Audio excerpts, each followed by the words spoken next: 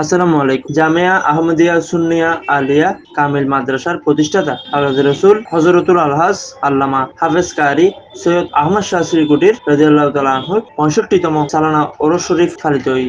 ওরস ও দোয়া মাহফিলের মধ্যে উপস্থিত ছিল যে পিএইচপি চেয়ারম্যান আলহাজ সুফি मोहम्मद मिजानुर रहमान गुंबदे अफगाना रंग तेरे मुहित में हुआ आलमे आप में तेरे जहर से फरूक जर्राए रेत पुदिया सुनिए पुरु आपका शौकते संगरो शरीर तेरे दवात की नमोद अल्लामा मुफ्ती काजी माइनुद्दीन अशराफी शेखुल मशाइख हजरत अल्लामा हाफिज सैयद अहमद शाह श्रीकुटी अल कादरी रहमतुल्लाह अलैह सालाना उर्से पाक मुफ्ती আবুল হাসান উমায়ের রিজভী সহ আরো গণ্যমান্য অনেক আলেমগণ সালানা ওরস মোবারক শরীফের মধ্যে আরো হাজার হাজার ধর্মপ্রাণ মুসল্লিবৃন্দ উপস্থিত ছিল।